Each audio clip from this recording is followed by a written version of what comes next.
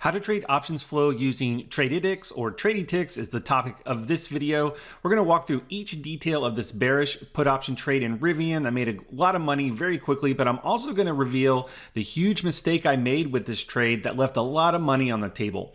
And we're starting right now. All right, so we're going to quickly go through this RIVN options trade I made. I doubled my money in about 15-20 minutes. However, I actually missed out on a lot of gains. I'm going to tell you the mistake I made as we get through the trade. But let's go ahead and recap it. Just from a general market stance though, today was January 6th that I'm making this video. Yesterday though, January 5th, was a Wednesday, and the Fed minutes were released and the market really tanked after the Fed minutes. We kind of gave up some of the gains. So just from a basic sense, the overall market is pretty bearish, or at least it was yesterday, and we can see that in RIVN. Here is the daily chart. RIVN had, I forget what percentage it was down yesterday, 10%. It was pretty big. So, so today what I was looking for is to see if I could get some follow through. And I noticed before the market, RIVN was actually gapping up, or at least was green. So I was going to sort of set myself up to see if I could catch a reversal in case the market continued to go down. So I brought up the Tradytics options flow for RIVN, and we can see that right around January 6th at 9:30 a.m., right at the open, 9:30, 9:31, 9:32, and 9:38, we had a lot of negative options flow. These are big institutions or big individual traders. These are sweeps, meaning there's a lot of orders being placed to get these filled. And the way I have my settings on this, and you can do this with other options flow platform too, but I'm looking for bought options that are out of the money with a short expiration, and I don't want any spreads, because when you look for options flow and spreads and you say, okay, I want to see what options are being bought, then a spread, there's companion options that are being sold. So if you just look at the bought side of it and not the sold side, then that can be confusing and kind of skew your sort of your directional bias here. But the reason why we look for options that are bought options out of the money, because those are a little bit more speculative. Sometimes on the put side that could be hedging, but since the market's bearish, I'm actually looking for speculative downside movement and hedging as well. And what I was seeing here right at the open was we had 9:30. They were buying the 85 puts that were 8 days out. These January 7th expire tomorrow. So they were actually buying out of the money puts that expire tomorrow, as well as the 85 and 80. And, this is like 10% lower than the current prices. So this is very speculative. So when I saw that, I said, okay, what is the chart doing? And I flipped over to the 3-minute chart. This is the opening candle. So since I saw that bearish flow, I actually bought some options. And I'll show you all the options here in a minute. I bought some options on this candle, actually right at the open before it finished. I was up a little bit, and then we got kind of a reversal. And when I'm looking at my Lux Algo trend here, you can see it's pretty choppy. We got below the what would be support, and these are the Takahashi candles, a whole nother thing. But in general, the market kind of flipped back up. So I exited my first trade. So I took a small loss on my first trade, even though the bearish flow was there. The market was kind of choppy, and what I didn't want to do is, a bunch of call flow come in and me get my face ripped off to the upside. So I waited to see if more flow came in, and I ended up entering on this candle, which was about 940, something like that. So at that time, more bearish call flow came in. We had the 938, 946, 46, 49, 51.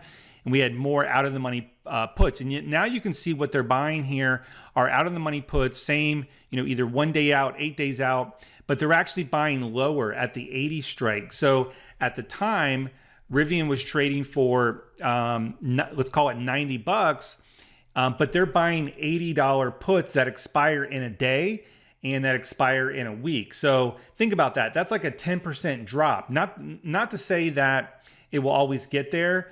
It actually got there today, and this is part of the mistake that I'll go through in a second. But anyway, this caused me to go ahead, and when I saw this re-enter and get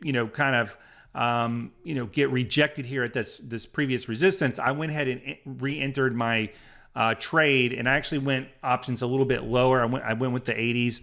Here are the trade details, just so you can kind of see. At 9:32, I bought 4 of the these were 8 days out. These were the 85 puts, and I got them for about $250. So it's about $1,000. So I'm basically risking $1,000 on this trade.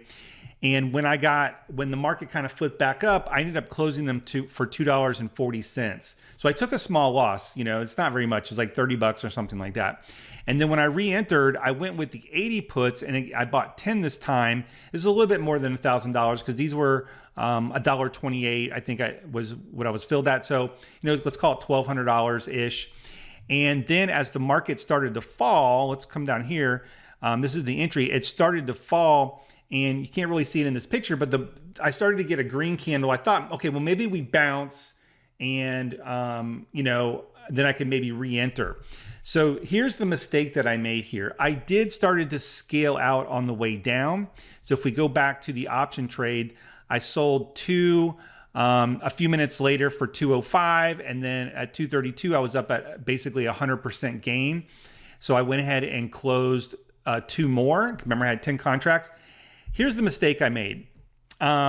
I saw a green candle on the 3-minute chart, and I said, well, maybe we'll bounce, and I wanted to protect my profits, which I did. I closed the rest of them for 247. So this is a little bit more than 100% gain. You probably a net 100% gain on the whole trade. The problem was I should have left a runner because the flow was still bearish. There wasn't anything indicating to that I should have interpreted, I guess, as indicating that there was going to be a bounce other than a choppy green candle. And I just wanted to book that profit. Everything was happening so quickly. So I didn't leave a runner. And let me show you the option chain. This was 15 minutes later. These 80 strike options actually traded up to, I saw it flash $8. So these things went to $7, you know, let's call it $7. And here I am exiting all of my position at 247. So the lesson here is, you know, I did not let my winners run. I guess I doubled my money in 15 minutes. However, I really had an opportunity here to really book some more profit and let my winners run. And what I should have done is continue to scale out on the way down and not dump, you know, the rest of the 6 contracts at that time. Because remember, the second trade that I entered was at 940, and 10 minutes later I doubled my money and I got out. Now, you know, in hindsight, I should have kept the runner, but at the same time, you know, this thing could very easily bounce back and I could have given up some gain. So long story short, you know, the takeaway I'm sort of taking away here is I should have left the runner. I could have closed 4, maybe left 2, or maybe keep closing 2 and close 2, and I could have easily moved my stop to break even and all that. So I didn't really manage I don't think I managed my profits properly on this one. I'm not going to complain because anytime you can make, you know, double your money like this in 10 minutes, you know, it's a gift and a blessing. But, you know, this is a lesson learned. And I do like going in with multiple contracts so I can scale out.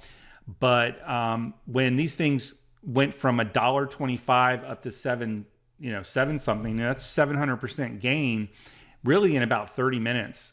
So anyway, hope you enjoyed it. See you at the next video.